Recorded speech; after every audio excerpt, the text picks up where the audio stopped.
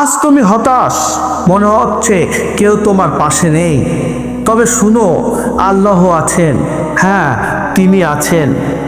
শুধু পাশে না, তিনি তোমার অন্তরে, তোমার প্রতিটি দুঃখের সাক্ষী।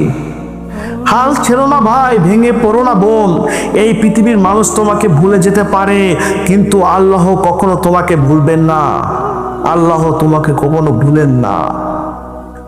তোমার চিন্তা, তোমার দুশ্চিন্তা, তোমার ঘরে খাবার নেই, কোনো রাস্তায় তুমি আটকে গেছো। রাসূল সাল্লাল্লাহু আলাইহি সাল্লাম একবার গুহায় লুকিয়েছিলেন, কাফেররা ঠিক উপরে দাঁড়িয়ে, আর তিনি বললেন, লা তাহজান ইন্নাল্লাহা মাআনা, চিন্তা করো না, আল্লাহ আমাদের সাথে আছেন।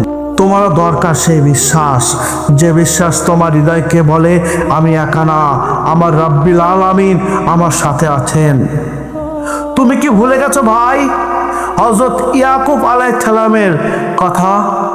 তার সন্তান ইউসুফ আলাইহিস সালামকে হারিয়ে চোখ অন্ধ হয়ে গিয়েছিল, তবুও তিনি বললেন, আমি আমার কষ্ট আল্লাহর কাছে জানাই।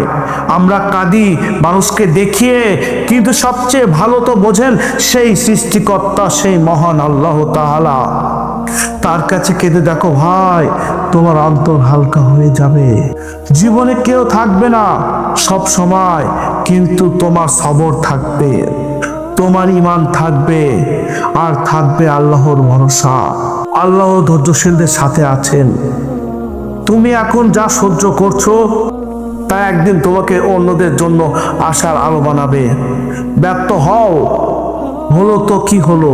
তুমি কি জানো না ভাই, সুলতান সালাউদ্দিন আইয়ুবী একের পর এক যুদ্ধে হেরে গেছেন, কিন্তু হাল ছাড়েননি যতদিন না তিনি জেরুজালেম বিজয়ী হলেন।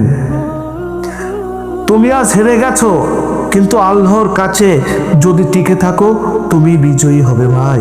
তুমি যদি নিজেকে বদলাও, তাহলে তোমার বাবা মা বদলাবে, তোমার ভাই বোন বদলাবে, পুরো সমাজ বদলাবে। রাসূল সাল্লাল্লাহু আলাইহি ওয়াসাল্লাম বলেছেন, তোমরা প্রত্যেকে এক একজন রাখাল। তুমি রাখাল ভাই, তোমার পরিবার, তোমার জাতি, তোমার সময়ের।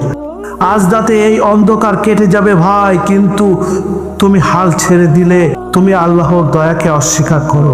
তোমার দয়া, তোমার কান্না, তোমার চেষ্টাকে আল্লাহ অপচয় করবেন না।